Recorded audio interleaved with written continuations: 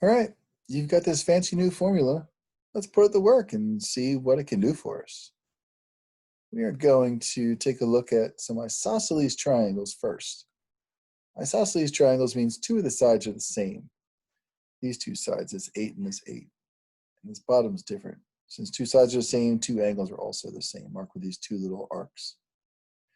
But this isosceles triangle isn't a right triangle. This dotted line down the middle is what creates our right triangle. Now I've got myself a right triangle with my right angle right there. But then that means that this 4 isn't a 4. This 4 is a whole bottom. If I look at just the right triangle, I'm ignoring this side completely, or ignoring one side or the other. It doesn't really matter. You can pick either side. I usually prefer to look at the right side. This 4 only goes halfway to become the bottom of this triangle. So the bottom of this triangle is 2. So this 4 is no longer a valid number for my right triangle.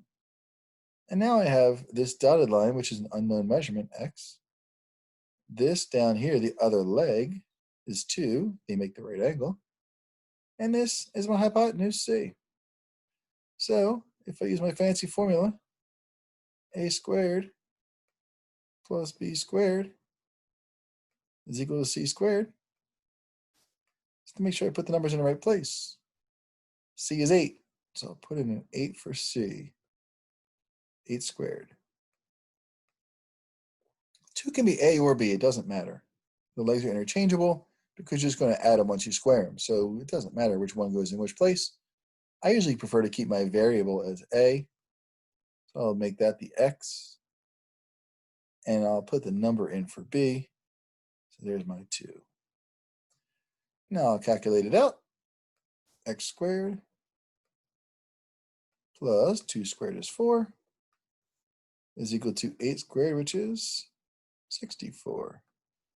Subtract 4 from both sides, and now x squared is equal to 60. And my final step to get rid of the square is do the inverse and find the square root. So that means that x is equal to, well, 60 is not a perfect square. As you may have noticed yesterday, when they get imperfect squares on Con, they don't calculate them as a decimal, estimated, and they don't even simplify the radicals at this point. They haven't taught them that in Con yet. So even though 60 could be simplified, because 4 is a perfect square factor, remember that, they leave it as just plain 60. X equals the square root of 60. Jackpot. Okay, one more. Find the value of x in this isosceles triangle. Well, now x is the whole bottom. Well, I can't use the isosceles triangle to find the whole bottom, but I can use the right triangle to find half of the bottom and then work from there. So this is 7. This is unknown. That's a leg. I'm going to call it A. You can call it B if you want. And this is C. And look, that's a square root. It's the easiest way to do it, believe it or not. So if I have a squared plus b squared equals c squared, for my formula, a is my unknown. That stays in A. Notice I didn't make it the x because the x is the bottom of the whole isosceles triangle. This is just the bottom of the right triangle. It's A. Plus b, my other leg, is 7 squared, is equal to the square root of 74 squared. And now I'll do some calculations. So a squared plus 7 squared, which is 49, is equal to the square root of 74 squared. Anytime you square a square root, these two things just cancel out. The number that was in there is the number that's left over, 74. And now I'll solve. Subtract 74 from both sides. So 74 minus 49 is 25. And do the square root of both sides to eliminate the square in the A, inverse operation. And A is equal to 5. And look what they do. The first answer choice, x equals 5. No, A equals 5, not x equals 5. A is only halfway across this bottom of this triangle, this isosceles triangle. X is all the way across. That means I got 5 on this side also. 5 on this side, 5 on that side. X is a grand total of 10. Be really careful. Make sure you know what you're calculating to find. Are you calculating to find the whole bottom? Half of the bottom? What are they asking you to calculate? So they immediately give you the first answer as the answer you get to your equation, which is not the answer to the question. Make sure you answer the question. And that's the moral for the second skill, which is word problems. Make sure you answer the question.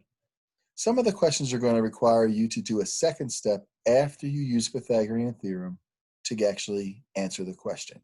The answer to the Pythagorean theorem is not always going to be the answer to the question. Make sure you answer the question. That's the moral of the story. Okay, I'm going to solve this guy. Rectangular football field is 64 meters wide and 100 meters long.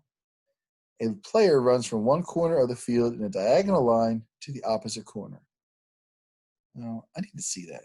So you know what I'm going to do? I'm going to draw myself a rectangular football field.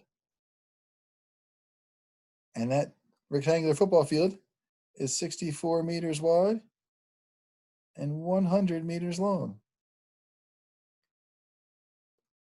And here's my player. He's running from one corner diagonally to the opposite corner. So he's going from here, or any corner you pick, diagonally through to there, or close enough. And what did I just do to my rectangle? I just created some right triangles. Those two right triangles are equal, so I can choose either or, it doesn't matter. I'll choose the bottom one because it's right side up. This is my 100, that's one of my legs. This leg over here is also 64. And the diagonal line that player ran is my hypotenuse. So if a squared plus b squared equals c squared, a squared plus b squared equals c squared, 164 are both the legs, a and b. I'm going to square them right away when I put them in. You know I'm going to do that because they're already big numbers and they're both perfect squares already. So one of the mistakes is you'll just put those numbers in and not square them. You still have to square them. The formula says square this number. Square 100. And you get 10,000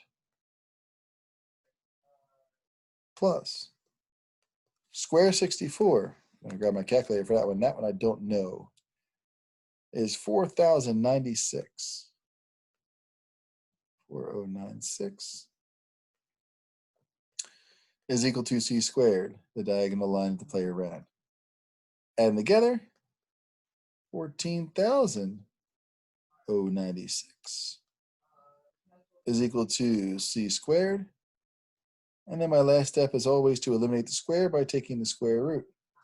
So I will do the square root of 14,096 and get, well, let's see what kind of answer they want. They want my answer rounded to the nearest meter. And they want to know how far the player ran. The player is running just on a diagonal, so all I need is a hypotenuse this time. And this is not a perfect square. I get 118.72, and then a whole bunch of numbers. It's an irrational decimal. To the nearest meter is the nearest whole number. 118.7 rounds up to 119. This one was not that bad because even though you had to draw your own diagram to see your right triangle, the 119 is the answer to the question. The hypotenuse, the answer to your formula, answered the question. Just make sure you answer the question. Calculate the Pythagorean theorem, get the number that's missing, and then see what the question asks you before you type in your answer. All right? Good luck with that.